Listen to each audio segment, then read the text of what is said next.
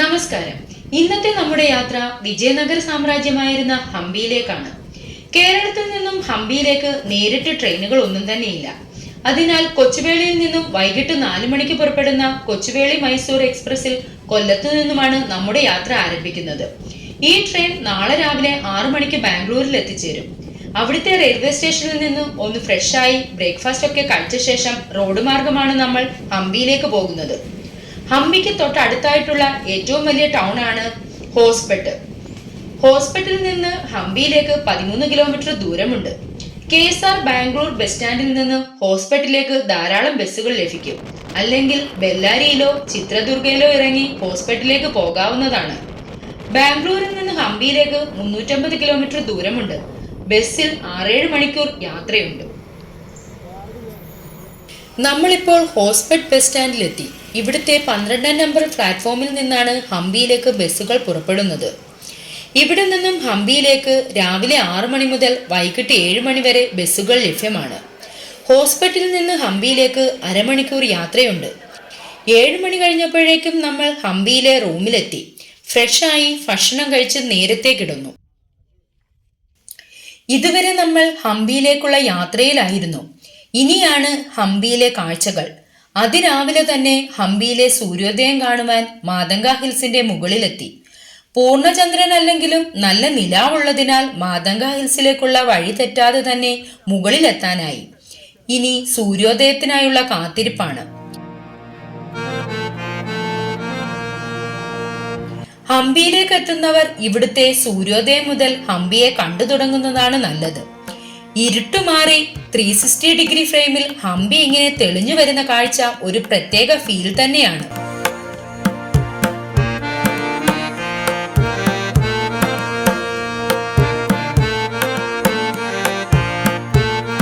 അങ്ങ് താഴെ കാണുന്നത് അച്യുതരായ ക്ഷേത്രമാണ്. മാതംഗ ഹിൽസിലേക്ക് എത്തിച്ചേരാൻ 2 വഴികളുണ്ട്. ഒന്ന് അച്യുതരായ ക്ഷേത്രത്തിന് സമീപത്തു കൂടിയാണ്. ആ വഴിയല്ല നമ്മൾ വന്നത്. നമ്മൾ താമസിക്കുന്നത് വിരൂപാക്ഷ ക്ഷേത്രത്തിന് സമീപത്തായാണ്. അവിടെ നിന്നും ക്ഷേത്രഗോപുരത്തിന് മുന്നിലൂടെ 500 മീറ്റർ നടന്നാൽ നന്ദി വിഗ്രഹത്തിന് അടുത്തായി എത്തും.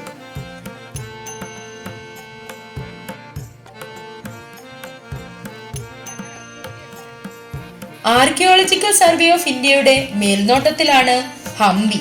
അതിനാൽ തന്നെ എല്ലായിടവും കൃത്യമായ സൈൻ ബോർഡ് വച്ചിട്ടുണ്ട്. നന്ദി വിഗ്രഹത്തിന് മുന്നിലെത്തുമ്പോൾ മാതംഗ ഹിൽസിലേക്കുള്ള സൈൻ ബോർഡ് കാണാം. അതുവഴി മുകളിലോട്ട് നടന്നാൽ മാതംഗ ഹിൽസിന് മുകളിലായി എത്താം.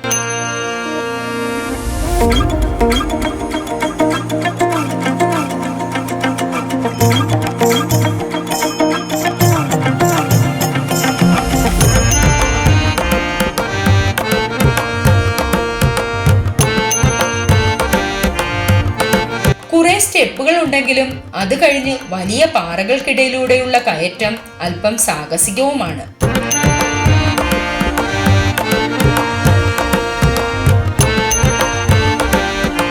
മനോഹരമായ സൂര്യോദയ കാഴ്ചകൾ ക്യാമറയിൽ പകർത്തിയ ശേഷമേ എല്ലാവരും മടങ്ങുകയുള്ളൂ.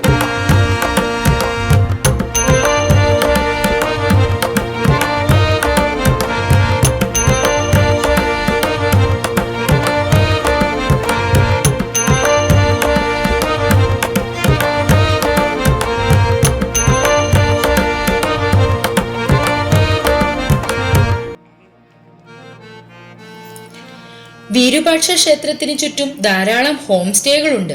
അതിലൊന്നിലാണ് നമ്മളും താമസിക്കുന്നത്. വീക്കെൻഡിലും മറ്റ് അവധി ദിവസങ്ങളിലും ഹോം സ്റ്റേയുടെ റെന്റ് മറ്റു ദിവസങ്ങളെ അപേക്ഷിച്ച് അല്പം കൂടുതലായിരിക്കും. AC, നോൺ AC റൂമുകൾ നമ്മുടെ ബഡ്ജറ്റിനനുസരിച്ച് നമുക്ക് തിരഞ്ഞെടുക്കാവുന്നതാണ്. ചെറിയ ചെറിയ ധാരാളം ഹോട്ടലുകൾ ഇവിടെയുണ്ട്. നമ്മൾ ബ്രേക്ക്ഫാസ്റ്റ് കഴിച്ചത് ഗോപുരത്തിനോട് ചേർന്നുള്ള ടേസ്റ്റ് ഓഫ് ബ്രാഹ്മിൺസ് എന്ന കടയിൽ നിന്നാണ്. മിതമായ നിരക്കിൽ രുചികരമായ ഭക്ഷണം വൃത്തിയായി തരുന്നതിനാൽ ഇവിടെ നല്ല തിരക്കാണ്.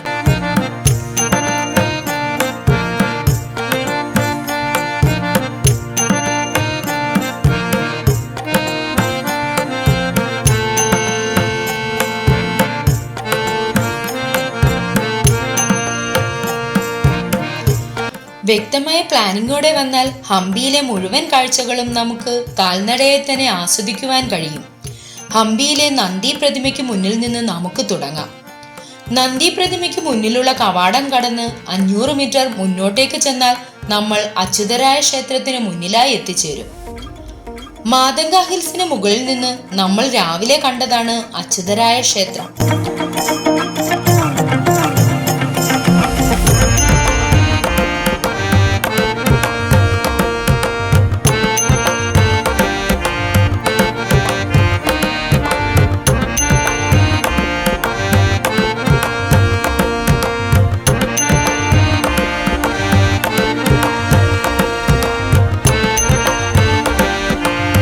അവിടുത്തെ കാഴ്ചകൾ കണ്ട ശേഷം അച്യുതരായ ക്ഷേത്രത്തിന്റെ മുന്നിലൂടെയുള്ള വഴിയിലൂടെ നടന്നാൽ നമ്മൾ തുംഗഭദ്ര നദിക്കരയിലാണ് എത്തുക. കോദണ്ഡരാമ ക്ഷേത്രവും യന്ത്രോദയ ഹനുമാൻ ക്ഷേത്രവും ഉൾപ്പെടെയുള്ള ക്ഷേത്രങ്ങൾ നമുക്കിവിടെ കാണാം.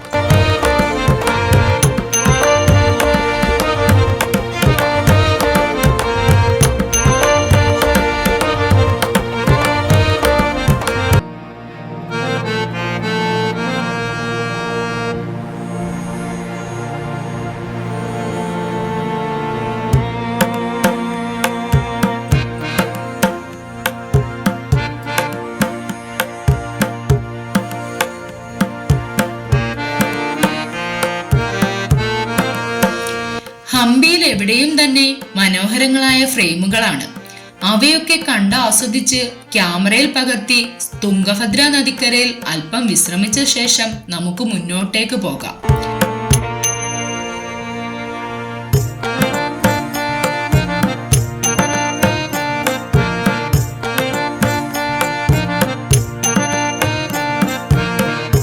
ക്ഷേത്രഗോപുരം കടന്ന് മുന്നോട്ടേക്ക് വരുമ്പോൾ നമ്മൾ പാറക്കൂട്ടങ്ങൾക്ക് മുന്നിലായാണ് എത്തുന്നത്. അവിടെ നമുക്ക് സുഗ്രീവ കേവ്സ് കാണാം.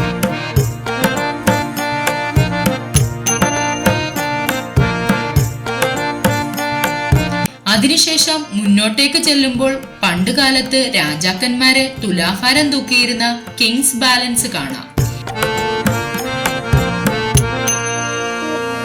കിങ്സ് ബാലൻസിന് മുന്നിലൂടെയുള്ള വഴി 500 മീറ്റർ നടന്നാൽ ചെന്നെത്തുന്നത് വിത്താല ക്ഷേത്രത്തിന് സമീപത്താണ്.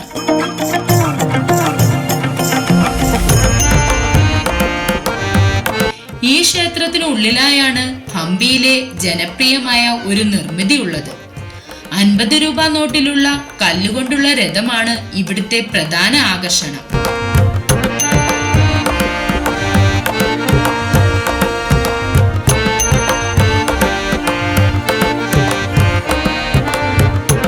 കൂടാതെ സപ്തസ്വരങ്ങൾ കേൾക്കുന്ന തൂണുകളുള്ള കൽമണ്ഡപങ്ങളും മറ്റ് അനവധി നിർമ്മിതികളും നമുക്കിവിടെ കാണാം.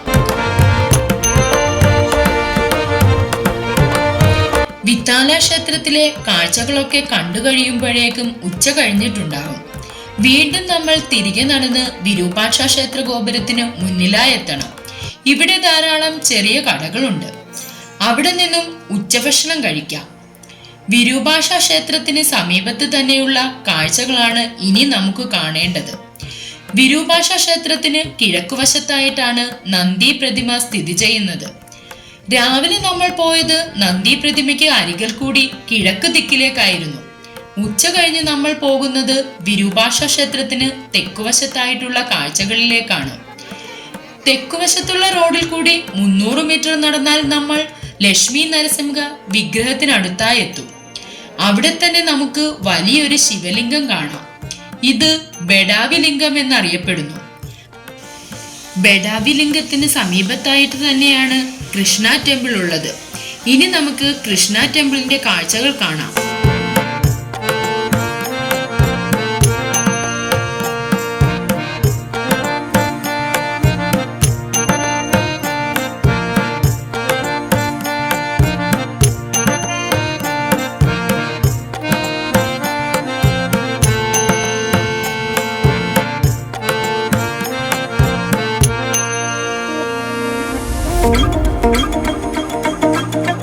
കൃഷ്ണ ടെമ്പിളിന്റെ മുന്നിൽ മനോഹരമായ ഒരു പുഷ്കരണിയുണ്ട്.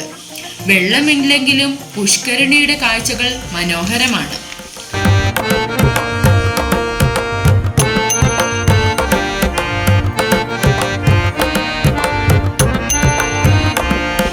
ഇപ്പോൾ നമ്മൾ ഹേമകുട കുന്നിൻ മുകളിലേക്കാണ് പോകുന്നത്. അങ്ങോട്ടേക്ക് പ്രവേശിക്കുമ്പോൾ തന്നെ കവാടത്തിനടുത്തായി 2 വലിയ ഗണപതി വിഗ്രഹങ്ങളുണ്ട്. ശശിവേഗലു ഗണേശ വിഗ്രഹമാണ് നമ്മൾ ആദ്യം കാണുന്നത്.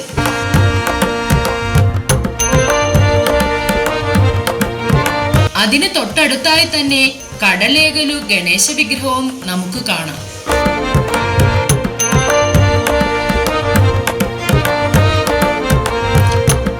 ഹംപി സന്ദർശിക്കുന്നവർ ഇവിടുത്തെ ഉദയാസ്തമയ കാഴ്ചകൾ കാണുവാനുള്ള അവസരം ഒരിക്കലും മിസ്സാക്കാറില്ല. ഉദയം നമ്മൾ മാതംഗ ഹിൽസിൽ നിന്ന് കണ്ടിരുന്നല്ലോ.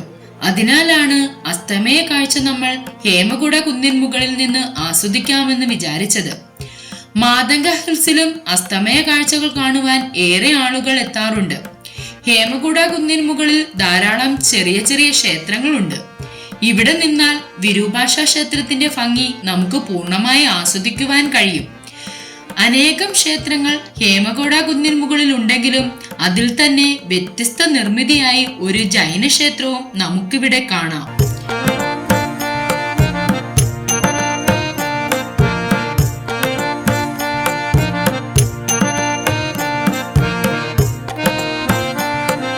ഹേമകുട കുന്നിൻ മുകളിൽ നിന്ന് മനോഹരമായ അസ്തമയ കാഴ്ചകൾ ആസ്വദിച്ച ശേഷം ഹംപിയിലെ തന്നെ പ്രധാനമായ വിരൂപാക്ഷ ക്ഷേത്രത്തിലെ കാഴ്ചകളിലേക്കാണ് ഇനി നമുക്ക് പോകേണ്ടത്. ഹംപിയിലെ ക്ഷേത്രങ്ങളിൽ ഇപ്പോഴും പൂജാകർമ്മങ്ങൾ നടക്കുന്ന ക്ഷേത്രമാണ് വിരൂപാക്ഷ ക്ഷേത്രം. അതിനാൽ തന്നെ പ്രധാന ക്ഷേത്രത്തിനുള്ളിലേക്ക് ക്യാമറകൾക്ക് നിയന്ത്രണങ്ങളുമുണ്ട്.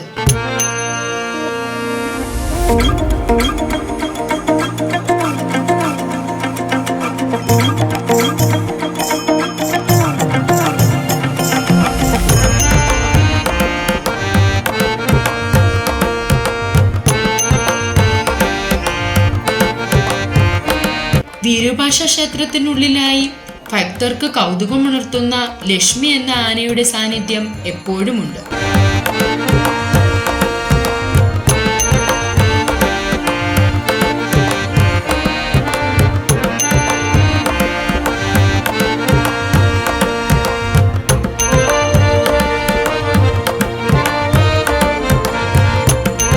ക്ഷേത്ര ദർശനവും അതിന്റെ ഉള്ളിലെ കാഴ്ചകളുമൊക്കെ കണ്ടിറങ്ങുമ്പോൾ രാത്രി 8 മണി കഴിഞ്ഞിട്ടുണ്ട്.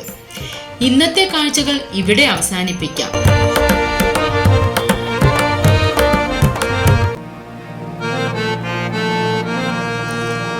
രണ്ടാം ദിവസത്തെ കാഴ്ചകൾക്കായി രാവിലെ തന്നെ റെഡിയായി ഇറങ്ങാം. ഇന്നലെ നമ്മൾ കാഴ്ചകൾ അവസാനിപ്പിച്ച ഹേമകുട കുന്നിന് മുന്നിലൂടെയുള്ള റോഡിലൂടെ 1 കിലോമീറ്റർ നടക്കേണ്ടതായിട്ടുണ്ട്.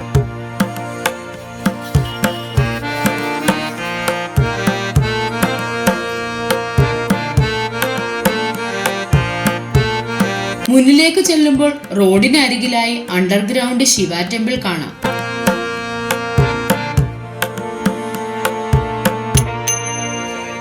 പേര് സൂചിപ്പിക്കുന്നത് പോലെ തന്നെ ഈ ക്ഷേത്രം ഭൂമിനിരപ്പിൽ നിന്നും വളരെ താഴെയാണ് സ്ഥിതി ചെയ്യുന്നത്. ഇപ്പോൾ പൂജാവിധികളൊന്നും ഇല്ലാത്ത ഒരു ക്ഷേത്രമാണിത്.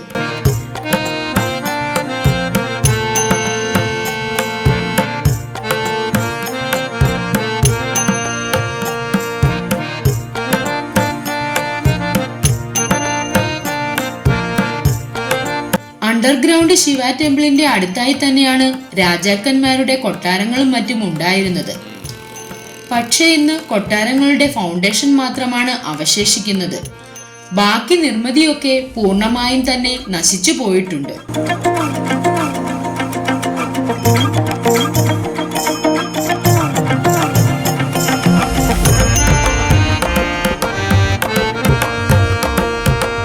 അവിടെ നിന്നും മുന്നോട്ടേക്ക് നടന്നു ചെല്ലുമ്പോൾ നമ്മൾ മറ്റൊരു ക്ഷേത്രത്തിനടുത്തായി എത്തിച്ചേരും.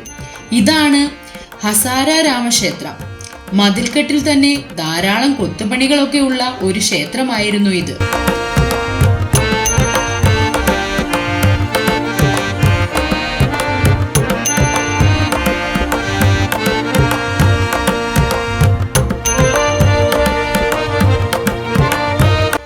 കല്ലുകൾക്ക് നമ്മളോട് ഒരുപാട് കഥകൾ പറയാനുള്ള ഒരു ചരിത്ര അവശേഷിപ്പാണ് ഹംപി. ആ കഥകൾ നമ്മൾക്ക് മനസ്സിലാകണമെങ്കിൽ ഹംപിയെക്കുറിച്ച് കൂടുതൽ അറിയേണ്ടതുണ്ട്. സഫാരി ചാനലിലെ ഹംപിയെക്കുറിച്ചുള്ള വീഡിയോകളും മറ്റ് ചരിത്ര ലേഖനങ്ങളും അതിന് നമ്മളെ ഏറെ സഹായിക്കും. അങ്ങനെ വിജയനഗര സാമ്രാജ്യത്തിന്റെ ചരിത്രത്തിലൂടെ ഹംപിയെ കാണുന്നവർക്ക് മാത്രമേ ഇവിടുത്തെ കാഴ്ചകൾ കൂടുതൽ ആസ്വാദകരമാകുകയുള്ളൂ.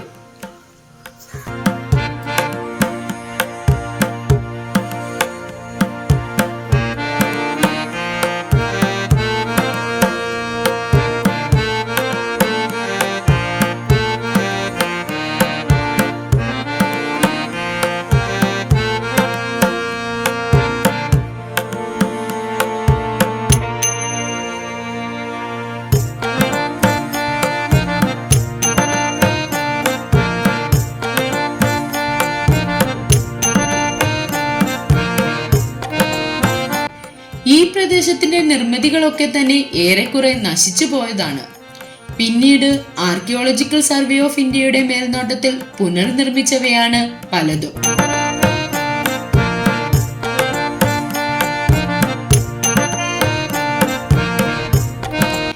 ഈ കൂട്ടത്തിൽ ഭൂമിക്കടിയിലേക്ക് ഒരാൾക്ക് മാത്രം കടന്നുപോകാൻ പറ്റുന്ന വഴികളോടുകൂടിയ ഒരു നിർമ്മിതിയുണ്ട്. പണ്ടുകാലത്തെ ലോക്കർ സംവിധാനങ്ങൾ ഇവിടെയായിരുന്നിരിക്കുമെന്നാണ് അനുമാനിക്കുന്നത്.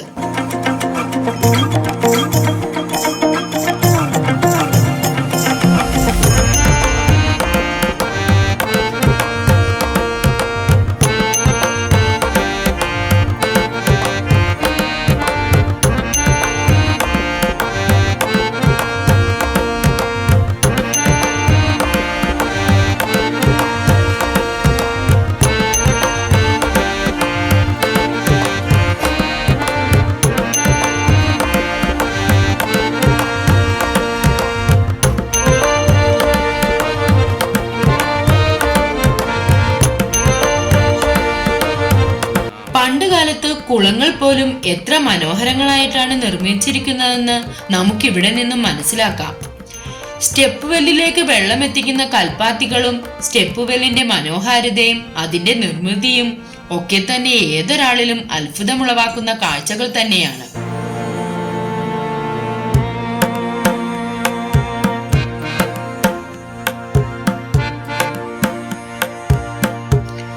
സ്റ്റെപ്പ് വെല്ലിന് അടുത്തായിട്ടുള്ളത് മഹാനവമി ഡിബ്ബയാണ്. രാജാവ് പ്രധാന ദിവസങ്ങളിൽ ജനങ്ങളെ അഭിസംബോധന ചെയ്തിരുന്നത് ഇവിടെയാണ്. ഒറ്റക്കല്ലിൽ നിർമ്മിച്ച പടുകൂറ്റൻ വാതിലുകളും പണ്ടുകാലത്ത് ഭടന്മാർക്കും മറ്റും ഭക്ഷണം കൊടുത്തിരുന്ന കല്ലുകൾ കൊണ്ട് നിർമ്മിച്ച പാത്രങ്ങളുമൊക്കെ നമുക്കിവിടെ കാണുവാൻ കഴിയും. ഇവിടെ നിന്നും മുന്നോട്ടേക്കുള്ള വഴി ചെന്നെത്തുന്നത് ക്യൂൻസ് ബാത്തിന് മുന്നിലായാണ്. എത്ര പ്രൗഢഗംഭീരമായാണ് ഹംപിയിലെ ഓരോ നിർമ്മിതികളെന്ന് ക്യൂൻസ് ബാത്ത് കാണുമ്പോൾ തന്നെ നമുക്ക് മനസ്സിലാവും.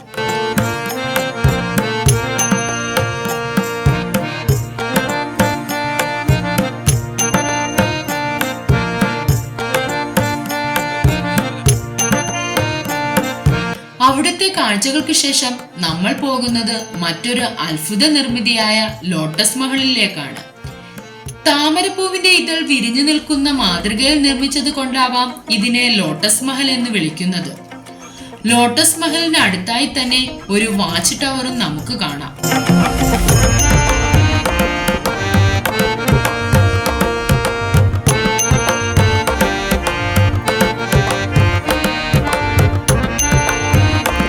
ലോട്ടസ് മഹലിന്റെ മതിൽക്കെട്ടിൽ നിന്നും പുറത്തേക്ക് വരുമ്പോൾ നമ്മൾ ആനപ്പന്തിക്ക് മുന്നിലായാണ് എത്തുന്നത്. രാജാക്കന്മാരുടെ സൈന്യത്തിലെ ആനകളുടെ പാർപ്പിടങ്ങളാണ് ഇവിടെ. ഹംപിയിലെ കാഴ്ചകൾ കേവലം 2 ദിവസം കൊണ്ട് കണ്ടു തീർക്കാനാവുന്നതല്ല. എങ്കിലും 2 ദിവസം കൊണ്ട് 80% കാഴ്ചകൾ നമ്മൾ കണ്ടിട്ടുണ്ട്. ഹംപിയെ കൂടുതൽ അടുത്തറിയണമെങ്കിൽ ഇവിടെ ദിവസങ്ങളോളം താമസിക്കുക തന്നെ വേണം. അതിനായി വിദേശികളടക്കമുള്ള ധാരാളം യാത്രികൾ ഇവിടെ മാസങ്ങൾ താമസിക്കുന്നുണ്ട്. നമ്മുടെ യാത്ര തുടരുകയാണ്. കൂടുതൽ വിശേഷങ്ങളുമായി വീണ്ടും കാണാം.